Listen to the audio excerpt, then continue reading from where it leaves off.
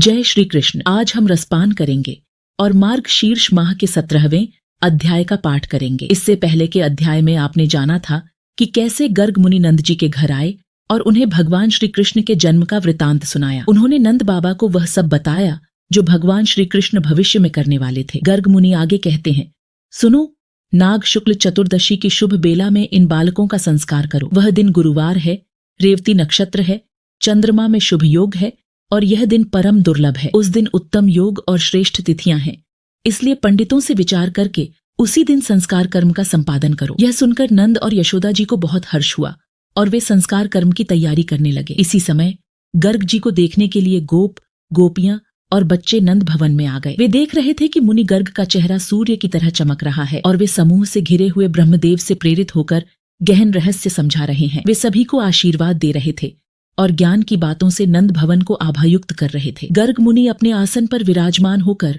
सभी के साथ शांति से बात कर रहे थे। वे मंत्रों के प्रभाव से भूत, वर्तमान और भविष्य को देख रहे थे। भगवान श्री कृष्ण का रूप उनके हृदय में था और उन्होंने उसी रूप को यशोदा जी की गोदी में देखा। उनके नेत्रों से आंसू बह रहे थे, शरीर रोमांचित था और मन भक्ति में डूबा हुआ था। गोप और गोपियां भी उन्हें प्रणाम कर रहे थे। गर्ग मुनि ने सभी को आशीर्वाद दिया और फिर वे अपने स्थान पर लौट गए। नंद जी ने प्रसन्न होकर सभी बंधुजनों के पास मंगल पत्रिका भेजी, साथ ही 7 लड्डुओं और विभिन्न प्रकार के पकवानों के पर्वत भी भेजे। नंद जी ने संस्कार के लिए जरूरी सारी चीजों की तैयारी की। उन्होंने बहुत सारे जल से भरे चौड़े कुंड भरवाए जिसमें चंदन और केसर मिला था। आंगन को झाड़ा गया, केले के खंबे लगाए गए और आंगन को फलों और फूलों से सजाया गया। साथ ही नंद जी ने रथ, स्वर्ण आभूषण और मनोहर वस्त्र भी तैयार किए। आंगन में मंगल कलश स्थापित किए गए जो फलों और पुष्पों से सजे थे। गायक ने आकर नंद जी से कहा, प्रभु, आपके घर में बहुत से अतिथि आए हैं। कुछ घोड़े और हाथियों पर सवार हैं और कुछ तो रथों पर सवार होकर आए हैं। उनके साथ कई राजपूत भी आए हैं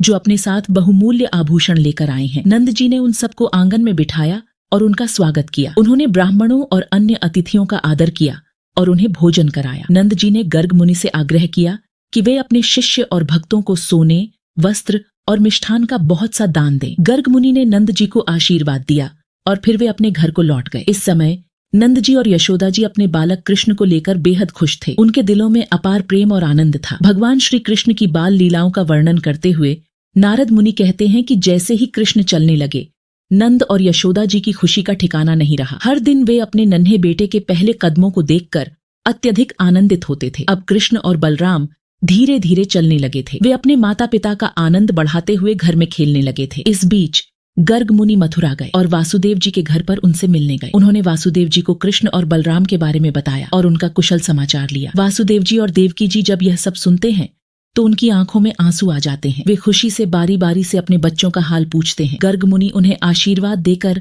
सानंद अपने घर को लौट गए। इस प्रकार नंद और यशोदा जी अपने नन्हे कृष्ण और बलराम के साथ गोकुल में सुखपूर्वक रहने लगे। उनके घर में भगवान कृष्ण के बाल रूप की लीलाओं की मधुरता और भी बढ़ गई। अब कृष्ण और बलराम ने धीरे धीरे चलना और बोलना शुरू किया। वे दिन ब दिन बड़े हो रहे थे और उनके माता पिता की खुशियों का कोई ठिकाना नहीं था। आपको इस कथा से कुछ सीखने को मिला तो कृपया इस वीडियो को शेयर करें, कमेंट करें। जय श्री कृष्ण और संकल्प वार्ता को सब्सक्राइब करें।